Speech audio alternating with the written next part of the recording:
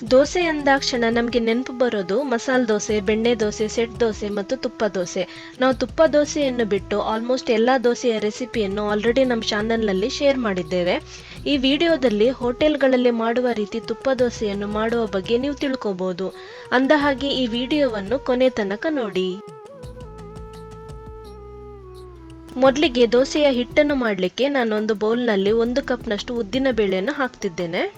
ಇದಕ್ಕೆ ನೀರನ್ನು ಹಾಕೊಂಡು 2-3 ಸಲ ಸ್ವಚ್ಛವಾಗುವ ತನಕ ಚೆನ್ನಾಗಿ ತೊಳೆದುಕೊಳ್ಬೇಕು.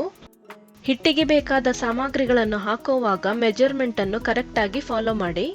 ಉದ್ದಿನ ಬೇಳೆಯನ್ನು ಸಪರೇಟ್ ಆಗಿ 4 ರಿಂದ 5 ಗಂಟೆ ನೆನೆಯಲಿಕ್ಕೆ ಬಿಡಬೇಕು.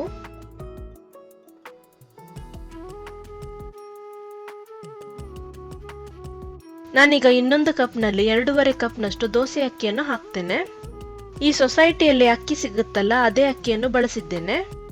ಸೊ ನೀವು 1 ಕಪ್ ಉದ್ದಿನ ಬೇಳೆಗೆ 2.5 ಕಪ್ನಷ್ಟು ದೋಸೆ ಅಕ್ಕಿಯನ್ನು ಹಾಕಬೇಕು. ನಿಮ್ಮ ಮನೆಯಲ್ಲಿ ಎಷ್ಟು ಜನರಿದ್ದಾರೋ ಅದರ ತಕ್ಕ ಹಾಗೆ ಕಪ್ನ ಸೈಜನ್ನು ಆರಿಸಿಕೊಳ್ಳಿ. ಈ ಸೇಮ್ ಕಪ್ನಲ್ಲಿ ಅರ್ಧ ಕಪ್ನಷ್ಟು ದಪ್ಪ ಅವಲಕ್ಕಿಯನ್ನು ಹಾಕ್ತಿದ್ದೇನೆ. ತೆಳು ಅವಲಕ್ಕಿಯನ್ನು ಉಪಯೋಗಿಸುವುದಾದ್ರೆ ನೀವು ರುಬ್ಬಿಕೊಳ್ಳುವ ಟೈಮ್ನಲ್ಲಿ ಸಪರೇಟ್ ಆಗಿ ನೆನೆಸಿಡಬೇಕು. ಇದಕ್ಕೆ ಸಹ 2-3 ಸಲ ನೀರನ್ನು ಹಾಕೊಂಡು ಚೆನ್ನಾಗಿ ತೊಳೆದುಕೊಳ್ಬೇಕು.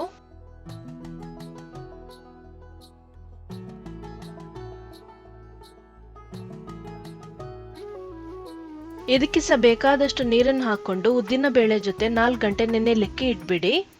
ಈ ದೋಸೆಯ ರುಚಿ ಚೆನ್ನಾಗಿ ಬರಬೇಕಂದ್ರೆ ಇದಕ್ಕೆ ರುಬ್ಬಿಕೊಳ್ಳುವ ರೀತಿನೂ ಇದೆ. ಸದ್ಯಕ್ಕೆ ಇವೆರಡನ್ನು ನಾನು 4 ಗಂಟೆ ನೆನೆಯಲಿಕ್ಕೆ ಇಡ್ತೇನೆ.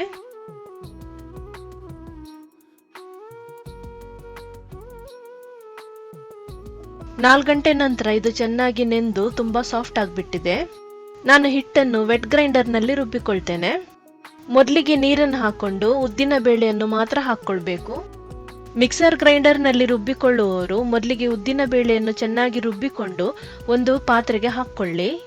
ನಾನಿದಕ್ಕೆ ಅಗತ್ಯವಿರುವಷ್ಟು ನೀರನ್ನು ಹಾಕೊಂಡು ರುಬ್ಲಿಕ್ಕೆ ಇಡ್ತೇನೆ.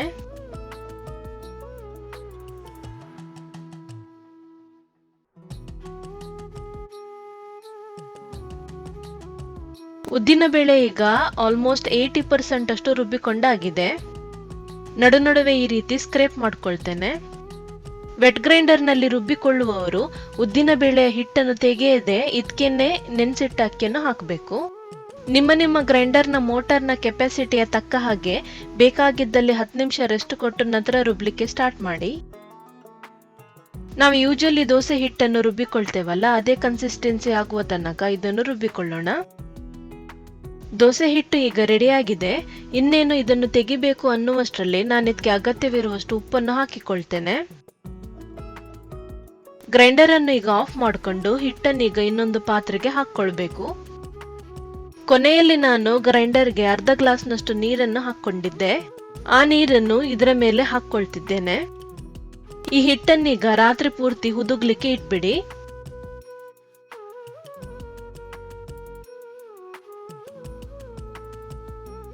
ಮರುದಿನ ಬೆಳಿಗ್ಗೆ ಹಿಟ್ಟು ತುಂಬಾನೇ ಓವರ್ ರೈಸ್ ಆಗಿದೆ.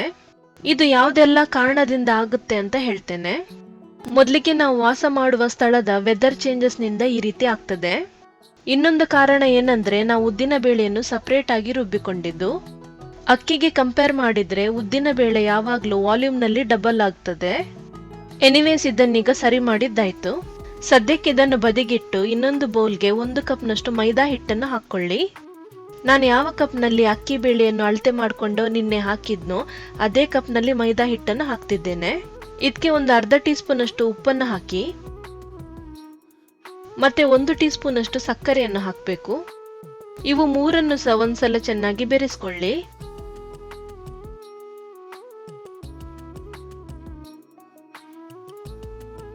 ನಾನು ಇದಕ್ಕೆ ಸ್ವಲ್ಪ ನೀರನ್ನು ಹಾಕೊಂಡು ಚೆನ್ನಾಗಿ ಕಲಿಸ್ಕೊಳ್ತೇನೆ. ಇದರಲ್ಲಿ ಗಂಟುಗಳು ಬೀಳದಂತೆ ಈ ರೀತಿ ಚೆನ್ನಾಗಿ ಕಲಸಿಕೊಂಡು ನುಣುಪಾದ ಪೇಸ್ಟ್ ಅನ್ನು ರೆಡಿ ಮಾಡ್ಕೊಳ್ಬೇಕು.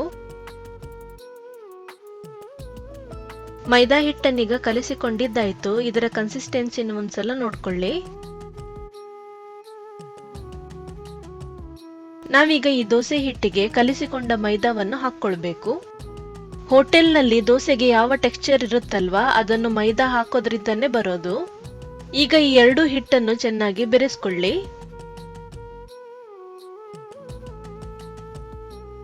ತುಪ್ಪ ದೋಸೆಯ ಹಿಟ್ಟು ಈಗ ರೆಡಿಯಾಗಿದೆ.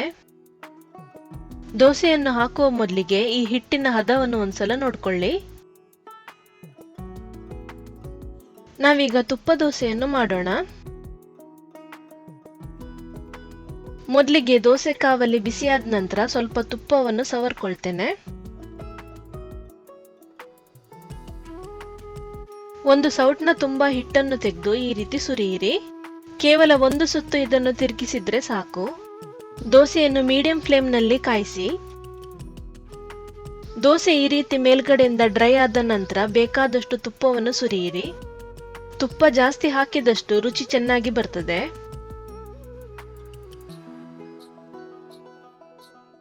ಈಗ ದೋಸೆಯನ್ನು ಮಗುಚಿಕೊಂಡು ಇನ್ನೊಂದು ಬದಿ ಕಾಯಿಸ್ತೇನೆ. ಈಗ ದೋಸೆ ರೆಡಿಯಾಗಿದೆ. ಪ್ರತಿಯೊಂದು ದೋಸೆ ಕಾಯಿಸ್ಲಿಕ್ಕೆ 1 ನಿಮಿಷ ಸಾಕಾಗ್ತದೆ.